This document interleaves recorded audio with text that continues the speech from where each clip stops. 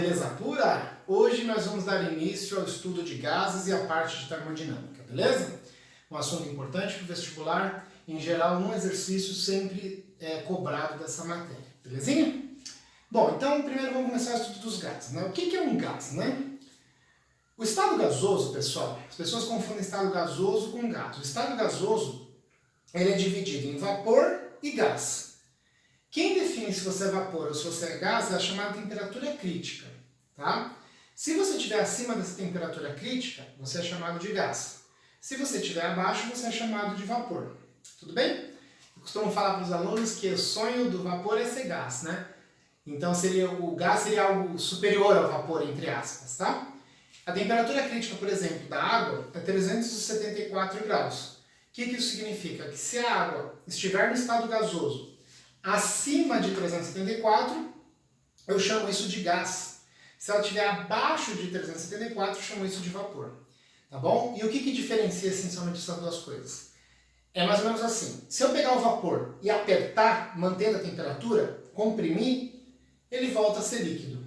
Se eu pegar o gás e mantiver a temperatura e comprimir, ele não volta a ser líquido.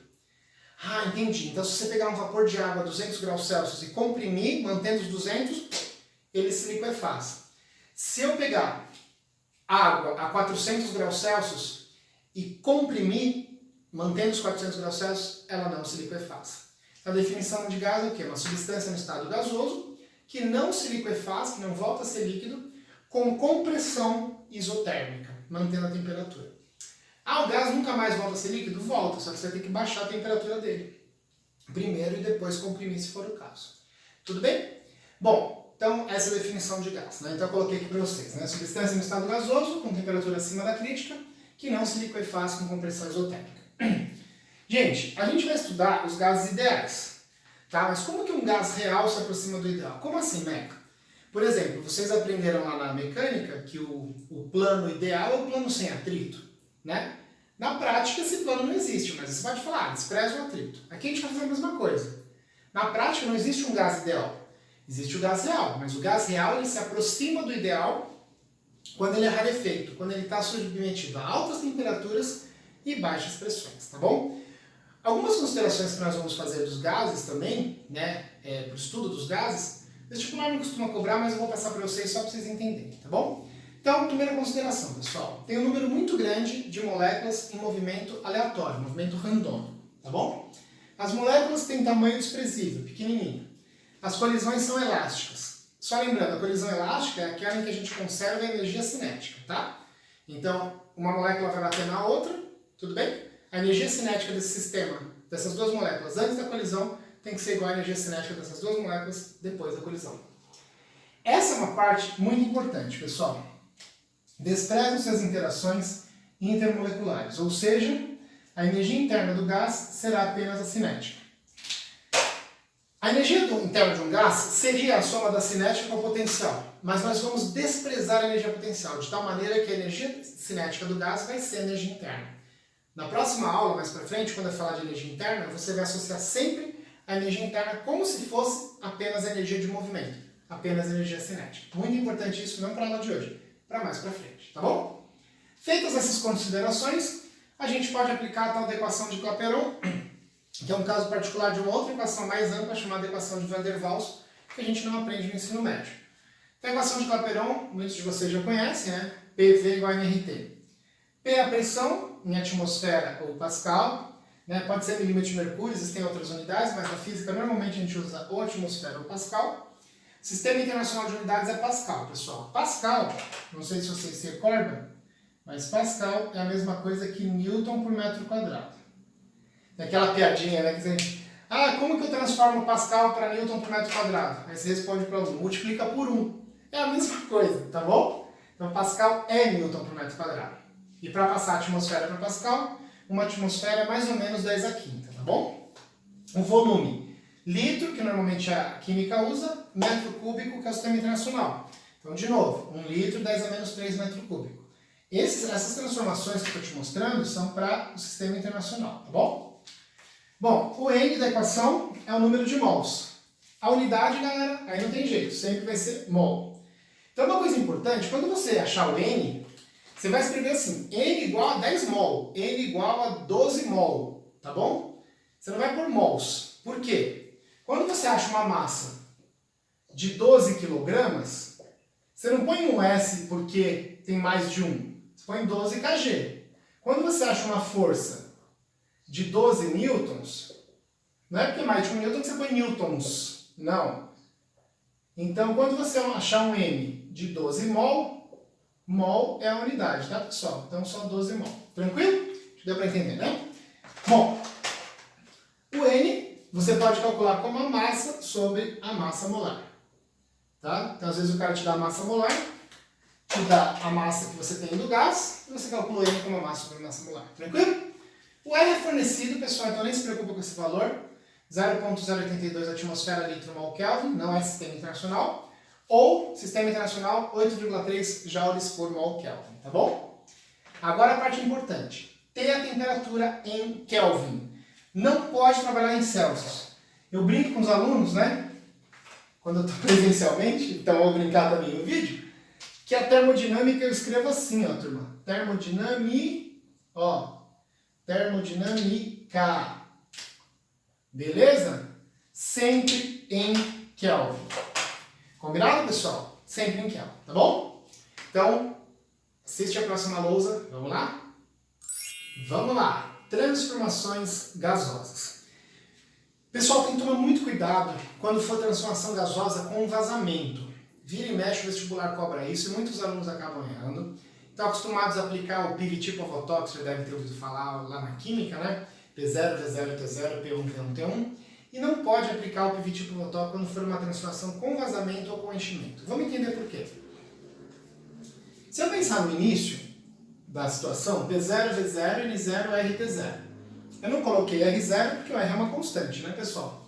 Isolei o R, passo N0, T0 dividindo, fica R igual a P0, V0 sobre N0, T0. Beleza. Daí eu mexi no gás, mexi na pressão, mexi no volume, enfim. P1, V1, N1, RT1. A nova situação. O R, de novo, é constante e eu isolei na equação. Ficou P1, V1 dividido por N1, T1. Como o R é constante, isso é igual a isso. Ah, então P0, V0, N0, T0 igual a P1, V1, N1, T1. Porque se o R vale isso e o R vale isso, isso é uma igualdade. Bom, galera, agora vocês vão entender por que não pode aplicar a lei geral dos gases. Você só vai poder aplicar o PVT Povotok. Como que isso aqui vira o PVT Povotok? Isso aqui vira o PVT Povotok se o número de mols for cancelado, galera.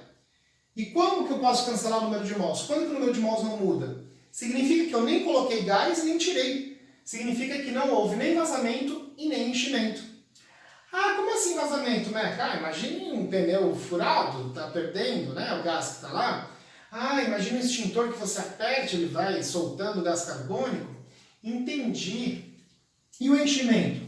Igual o cara fizesse uma vez, muita gente errou. Era uma bomba enchendo um pneu de bicicleta. E teve gente que quis fazer o PVT Povotok. Não pode, gente. Se eu estou enchendo o pneu de uma bicicleta, eu estou mudando o número de mols. Aí eu vou ter que fazer isso aqui, ó, PVT Povotok. Esse aqui, sem cancelar o número de mols, tá bom? Aí fica bem simples de ver, porque se o número de mols for igual, não teve nem vazamento nem enchimento, eu posso cancelar na equação, chegando na lei geral dos gases, PVT Povotok.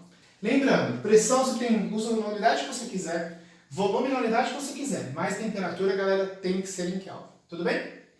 Bom, as transformações gasosas que não envolvem os vazamentos, a gente vai dividir em 3 grupos, tá bom? A isobárica ou isopieso, que é aquela em que a pressão é constante. Então, toda vez que a pressão for constante, nós chamamos essa transformação de isobárica. A isocórica ou isométrica ou isovolumétrica são sinônimos, que é aquela transformação em que o volume é constante, tá ok? E a transformação isotérmica, que é aquela em que a temperatura é constante.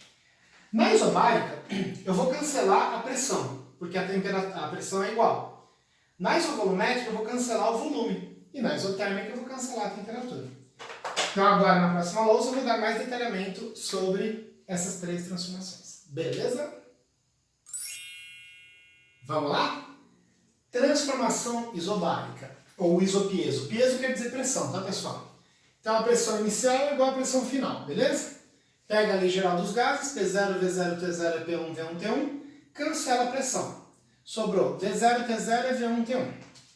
Bom, como que vai dar o gráfico? Gente, Eu tinha essa dúvida quando era aluno, que eu nunca sabia se o gráfico era uma reta para cá, uma reta para lá, e eu não sabia nem identificar qual que era a minha dúvida. Então deixa eu explicar para vocês que acho que vai ficar claro. Toda vez que um dos eixos for pressão em função de qualquer coisa, pessoal, qualquer coisa. A isobárica vai ser pressão constante, vai ser uma coisa assim. Então é fácil enxergar a isobárica se um dos eixos é pressão. Porque se eu colocar a pressão aqui, vai ser assim. Se eu colocar a pressão aqui, pessoal, a isobárica vai ser assim. Ó, a pressão não muda. Não importa que eu pus aqui volume, temperatura, não importa. Então enxergar uma isobárica, se um dos eixos é pressão, ou aqui, é muito fácil. O duro é enxergar uma isobárica onde o eixo não é pressão, galera. Então essa aqui é a ideia, ó. Repara aqui, como que eu enxergo uma isobárica se o eixo não é pressão, é volume e temperatura? Aí eu vou dar a dica para você. Depois que você fez essa bagaça, você isola o volume final aqui, ó. Vamos isolar o volume final. O volume final é V0 sobre T0 vezes T1. Olha que legal. Então no eixo Y é o volume e no eixo X é a temperatura. Bom, Y igual V0 e T0. Vamos pensar. V0 é o volume inicial, o valor positivo. T0 é a temperatura inicial, o valor positivo também, porque a temperatura em Kelvin é sempre positiva.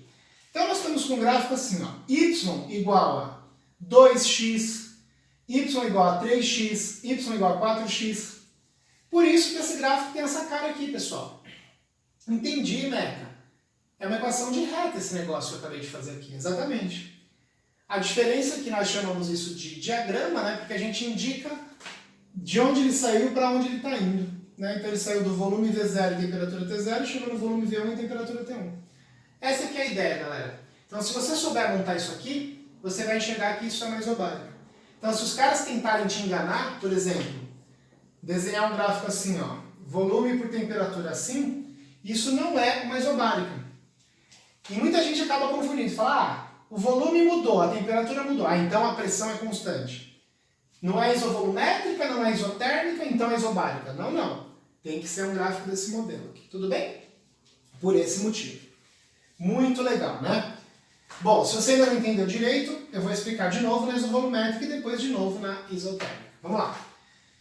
A isovolumétrica é o volume que é constante. Eu vou pegar o pivot Povatov, cancelar o volume. Ficou T0, T0, T1, T1. Vamos lá, de novo. Se eu colocar no eixo Y o volume, a isovolumétrica é assim. Se eu colocar no eixo X o volume, a isovolumétrica é assim. Tá, e se eu não colocar nem no X nem no Y, como que eu escondo uma isovolumétrica? Ah, você está querendo esconder uma isovolumétrica? Isso.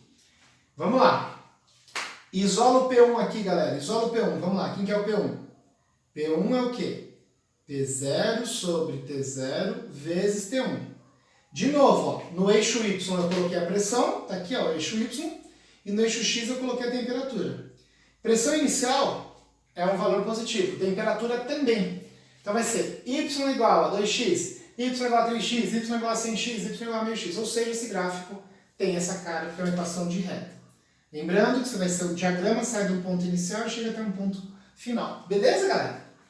Olha que legal agora, você entendeu isso, vai entender a tal da isotérmica. Então, isotérmica, temperatura constante, né? Cancela a temperatura no pivot Povatov. Ficamos com o POVO-PV. P0, V0, P1. Gente, se eu colocar no eixo Y temperatura e aqui pressão, como que é uma isotérmica? Assim. Se eu colocar aqui volume e aqui temperatura, como que é uma isotérmica? Assim. Como que eu escondo uma isotérmica? Ah, entendi essa história de esconder, Meca. Nenhum dos eixos é temperatura. Isso. Então vamos lá. Isola o P1 aqui, ó. Quem que é o P1? Para deixar no eixo Y. É o quê? P0, V0 sobre V1. Ah! Então fica assim, ó. Y é igual a um número sobre X. Entendi, Meca. Então, por exemplo, faz de conta que a pressão inicial e o volume inicial, essa multiplicação aí, deu o número 2. Então o seu gráfico seria y igual a 2 sobre x. Entendi, Meca. Ah, e se fosse 1 sobre x, 3 sobre x, 28 sobre x, e assim vai. Então, como que dá esse gráfico? Que cara que tem esse gráfico? Gente, na matemática, se eu fizer o gráfico y igual a 1 sobre x, ele vai ser assim, ó. Quando x vale 1, y vale 1. Tranquilo? Quando x vale 2, y vale meio. Quando x vale meio, y vale 2. Esse gráfico tem essa cara aqui, ó. Se você fizer 2 sobre x, a cara é a mesma. Ah, como que chama esse gráfico? Hipérbole. Tudo bem, pessoal? Então, por isso que a isotérmica, perdão, tem essa cara aí. Tranquilo? Isolou aqui e achou matematicamente que curva que dá. Tranquilo, pessoal? Então tá bom. Forte abraço, tchau!